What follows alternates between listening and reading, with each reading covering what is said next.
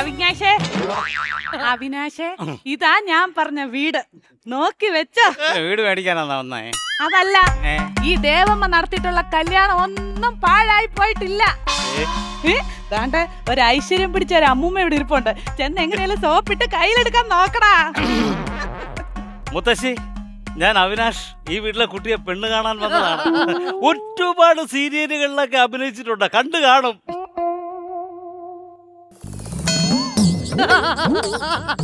എന്താ അങ്ങ് പോയത്? സീരിയൽ കണ്ടു കാണും.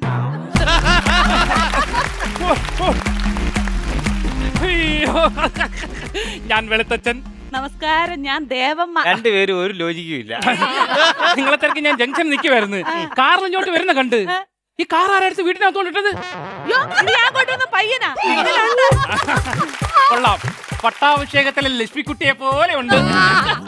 ഞാൻ ജംഗ്ഷനിൽ നിന്നായിരുന്നു നിങ്ങൾ കാറി വരുന്ന കണ്ടപ്പം. ഞാൻ കാറിന് കൈ കാണിച്ചിട്ട് നിർത്താത്തെന്ത്? അയ്യോ, ഞങ്ങള് കണ്ടില്ല. കണ്ടായിരുന്നു. അന്നേരം പറഞ്ഞു ഏതോ പിച്ചക്കാരെ കൈ കാണിക്കുന്നത്. എത്രടാ പൊക്കോന്ന് പറഞ്ഞു. ഞാൻ കണ്ടിട്ടുണ്ട്, ഞാൻ കണ്ടിട്ടുണ്ട്. കണ്ടോ? ഞാൻ കണ്ടിട്ടുണ്ട് എന്റെ മക്കളെ. അമ്മച്ചി മറന്നുപോയതാ. അമ്മച്ചി കണ്ടിട്ടുണ്ട്. ആ ബാബുവിന്റെ കല്യാണത്തിന് വെച്ച് എത്ര വട്ടം നിന്ന് ഞാൻ കണ്ടേക്കുന്നടി മക്കളെ. അയ്യോ സുന്ദരി തന്നെ കേട്ടാ. ഓ, ഞാന് ഒരു വീട്ടിലോട്ട് ആദ്യമായിട്ട് വരുവാ. പ്രായമുള്ളവരോട് സംസാരിക്കാവോ എന്നറിയത്തില്ല, എന്നാലും ഞാനങ്ങ് പറഞ്ഞു പോവാ. ഇത് ഞാൻ ഒരുപാട് കഷ്ടപ്പെട്ട് വെയിലൊക്കെ കൊണ്ട് ക്യൂ നിന്ന് പ്രൊഡക്ഷൻ ഫുഡൊക്കെ കഴിച്ച് ആറ്റിലൊക്കെ ചാടി അഭിനയിക്കുന്നത് വലിക്കാനല്ല. മുതിർന്ന സ്ത്രീകളോട് എങ്ങനെ സംസാരിക്കണം അറിയാൻ മേലാത്ത നാറി. സംഭവം എന്താണെന്നറിയോ? അമ്മയ്ക്ക് തലയ്ക്ക് മേളിലോട്ട് ഇച്ചിരി ലൂസാ. നിന്റെ അരക്ക് താഴോട്ടാ ലൂസ്. അതെ, അമ്മയുടെ അടുത്ത് എനിക്ക് ഭയങ്കര ബഹുമാനമാണ്. ഇതിനെക്കാട്ടും ബഹുമാനമായിരുന്നു എന്റെ അച്ഛന്റെ അടുത്ത്.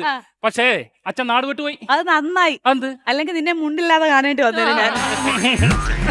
ആ പിന്നെ ഞാനിനി നിങ്ങൾ ചിരിക്കത്തില്ലെങ്കിൽ ഒരാളെ പേര് വിളിക്കാം. ഓ, അമ്മള് ഉറപ്പാണല്ലേ? നല്ല പെണ്ണേ.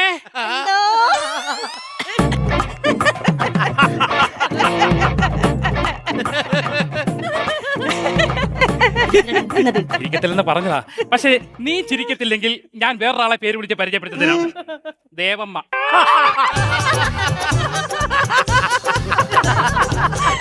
ദേവമ്മേ, ഇരുന്നോട്ടെ മോനിരുന്നോട്ടെ. അയ്യോ, അല്ല മുത്തശ്ശിക്ക് എത്ര നാളായി ഈ അസുഖം തുടങ്ങിയിട്ട്? അസുഖം തുടങ്ങിയിട്ട് കുറെ നാളായി. പക്ഷെ ഈ കറക്റ്റ് സമയത്ത് മരുന്ന് കഴിക്കത്തില്ല. അപ്പോഴേ ഇറങ്ങി ഓടിക്കളയും. അപ്പൊ എങ്ങനെയാ മരുന്ന് കൊടുക്കുന്നേ? അത് ചേട്ടൻ എന്തെങ്കിലും രഹസ്യം പറയണം.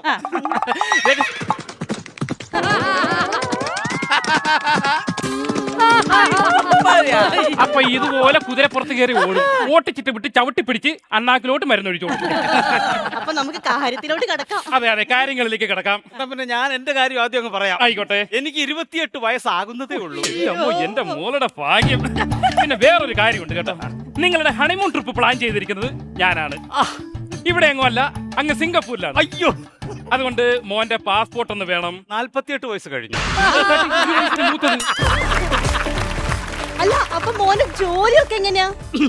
നിങ്ങൾ എപ്പോഴും ആഹാരം കഴിച്ചാലും നിങ്ങളുടെ സ്വീകരണ മുറിയിൽ ഞാൻ വന്നിരിക്കും. ഇതുപോലൊരു എച്ചിൽ പിറക്കി പൂച്ച പണ്ട് ഞങ്ങളുടെ വീട്ടിൽ ഉണ്ടായിരുന്നു. ഏതോ വീട്ടിൽ ആഹാരം കഴിച്ചോണ്ടപ്പോ ചെന്ന് കയറി അവരടിച്ചു എന്ന് കളഞ്ഞു. സീരിയലിന്റെ സമയം അപ്പോഴാണോ? അതാ പറഞ്ഞത്. സീരിയലിന്റെ കാര്യം. സീരിയലിന്റെ കാര്യം പറഞ്ഞപ്പാ കഴിഞ്ഞ ആഴ്ച തങ്കമണി സീരിയലേ, ഈ തങ്കമണി എന്തോ രഹസ്യം പറയുന്നുണ്ടല്ലോ. എന്തുവാ?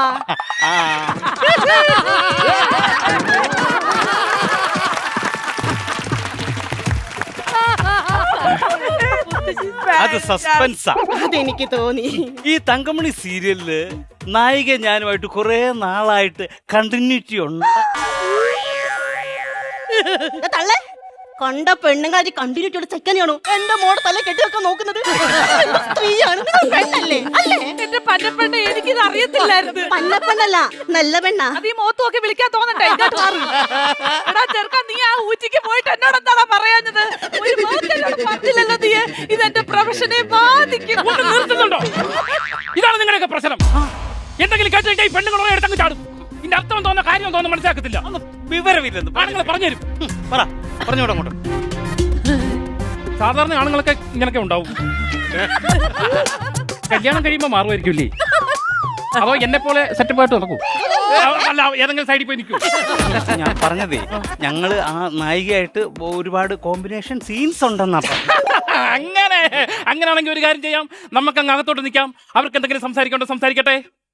കാറ് രാവിലെ മുതൽ ഇവിടെ വരെ എന്തെല്ലാം കാര്യങ്ങൾ നമുക്ക് എന്തെങ്കിലും പറയാനുണ്ടോ? ഇല്ല, നമ്മള് നേരത്തെ എല്ലാം ഞങ്ങളെല്ലാം പറഞ്ഞതാ. നിങ്ങൾ കാറും വിളിച്ച് ഇവിടം വരെ വന്നത് നിങ്ങളുടെ കല്യാണം നടത്താനാണോ? ഞാൻ മോളെ കാര്യം പറഞ്ഞത്. വിളിക്കട്ടെ മോളെ. എന്തോ? ഓ നമ്മുടെ മോളെ. ആ മോളെ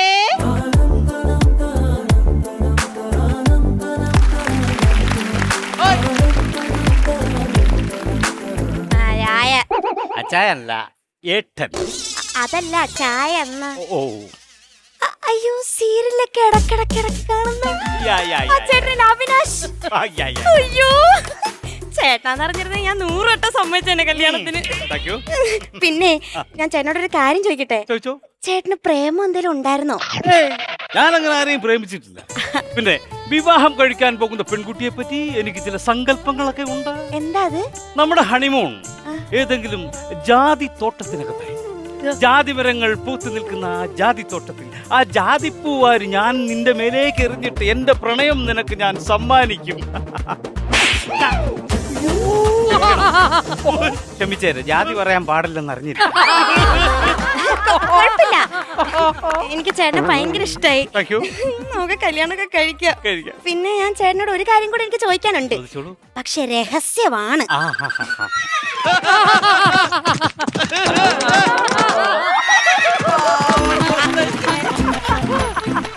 അത് ഈ രഹസ്യം മാത്രം പറയുമ്പോഴേ ഓടുന്ന കുതിരയാ. കുഴപ്പമില്ല. പിന്നെ എന്താണെന്നറിയോ, അത് ഈ സിനിമയിലും സീരിയലിലും ഒക്കെ ഈ ഉമ്മ കൊടുക്കുന്നതെന്ന് കെട്ടിപ്പിടിക്കുന്നതൊക്കെ ഒറിജിനലാണ്. നമ്മള് ഉമ്മ വയ്ക്കാനായിട്ട് ഇങ്ങനെ വരും, അവരടുത്ത് വരും, നമ്മളും അടുത്ത് ചെല്ലും. പിന്നെ ക്യാമറ ട്രിക്കാ. അപ്പൊ അറിയാതെ എങ്ങനെ ഉമ്മ വെച്ച് പോയാലോ? ഇതുപോലെ മേടിച്ച് കൂട്ടും. വാ, വാ, വാ, വാ, വാ. കണ്ടോ, അവരെ കളിയും ചിരിയൊക്കെ കണ്ടിട്ട് കാര്യങ്ങളെല്ലാം ഓക്കെ ആണെന്ന് തോന്നുന്നു. എങ്ങനെ ഇട്ടും കേട്ടോടാ. ഞങ്ങൾ നേരത്തെ ഉമ്മ വെക്കുന്ന കാര്യം പറയുമായിരുന്നു. സീരിയൽ ഉമ്മ വെക്കുന്ന കാര്യം എങ്ങനെ ഇഷ്ടപ്പെടാതിരിക്കും? എന്റെ മോളല്ലേ. സംശയമുണ്ടോ? ആ ഇനി നമുക്ക് കൊടുക്കൽ വാങ്ങലിനെ കുറിച്ച് സംസാരിക്കാം. അതായത് ഫ്രണ്ടിൽ കിടക്കുന്നതെല്ലാം മോനുള്ളതാണ്. ഈ കളവിയോ? ഇവിടെ വന്ന് കിടന്നു. അപ്പുറത്തെ വീട്ടിൽ ആരോ എന്തോ രഹസ്യം പറയുന്നുണ്ട്. അതായത് ഈ വീടിന്റെ ഫ്രണ്ടിൽ കിടക്കുന്ന വസ്തുക്കളെല്ലാം മോനുള്ളതാണെന്നാണ് ഞാൻ ഉദ്ദേശിച്ചത്. പിന്നെ വേറൊരു കാര്യമുണ്ട്, മോനെ പറ്റി ഞങ്ങൾ വീട്ടിന്റെ അടുത്ത് വന്ന് അന്വേഷിച്ചിട്ടില്ല. അതിനെന്താ, അവിടെ വന്ന് അന്വേഷിച്ചോ? ആണോ? കുഴപ്പമില്ല. അപ്പൊ നിങ്ങൾ പെണ്ണിനെ പറ്റി അന്വേഷിക്കത്തില്ലേ? അന്വേഷിക്കും. അപ്പൊ ഈ കല്യാണം നടക്കട്ടെ? വേറൊരു ഐഡിയ ഉണ്ട്, നമുക്ക് ഈ കല്യാണം രഹസ്യമായി നടത്താം.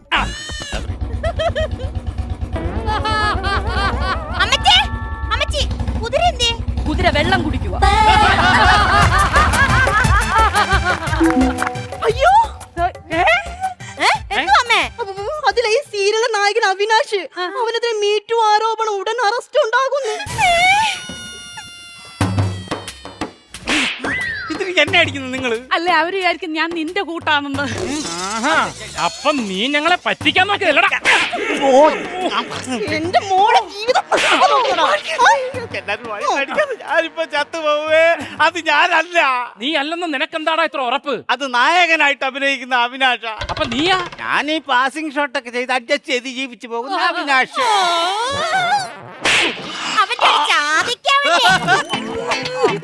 എന്നെ ആരെങ്കിലും ആശുപത്രിയിൽ കൊണ്ടുപോകും, ഞാനിപ്പോ ചത്തുപോകും. മോനെ, മോൻ പേടിക്കണ്ടടാ. മോനെ ഈ അമ്മച്ചി ആശുപത്രിയിൽ കൊണ്ടുപോകും. മോനെ ഈ ആംബുലൻസിലോട്ട് കേറി. ആംബുലൻസ് ഇവിടെ. ഇങ്ങോട്ട് കേറടാ.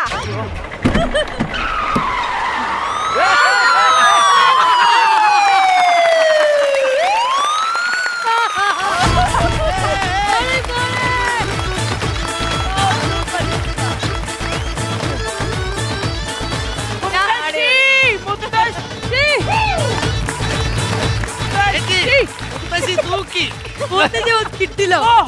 ഇതിന് സ്ക്രിപ്റ്റ് റൈറ്റർ നമുക്ക് വേണം. വിശുചേട്ടനോ? എവിടെ വിശുചേട്ടനോ? വരൂ, വരൂ.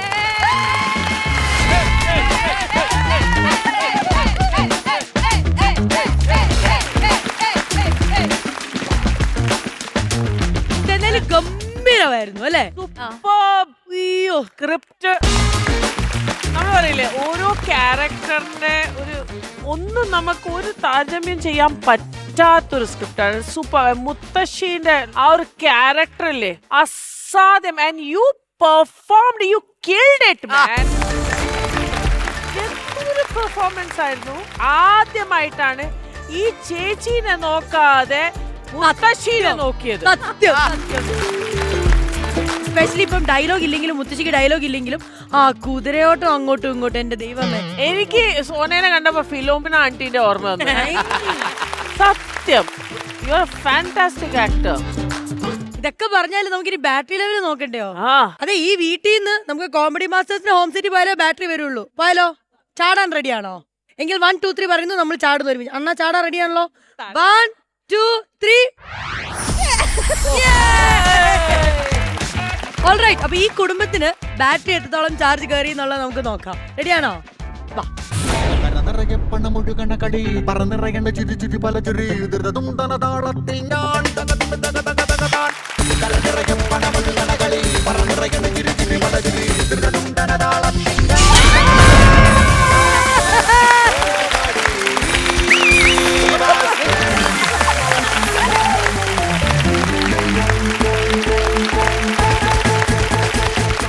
പിടിക്കണാനിടയില് രാധിക ചേച്ചി എന്ന് പറഞ്ഞ അടുത്ത സ്കിറ്റ് എന്നെ കയറ്റി വെക്കണേന്ന്. സന്തോഷായില്ലേ? 50,000 റുപ്പീസ് ആണ് നിങ്ങൾക്ക് ലഭിച്ചിരിക്കുന്നത്. അപ്പൊ ശ്വേചേച്ചി 50,000 റുപ്പീസ് ക്രെഡിറ്റ് ചെയ്യേണ്ടതാണ്. ഒരു ഫാമിലി ഫോട്ടോ എടുത്തിട്ട് പിരിയാം. സൂപ്പർ. ശരി, എന്നാ ഫാമിലി ഫോട്ടോ. ചിരിച്ചോ, എല്ലാരും ചിരിച്ചോ. നേരെ നോക്കിയോ. Thank you. അപ്പൊ ഓൾ ദി ബെസ്റ്റ്. ഇനിയും നമുക്ക് കാണാം.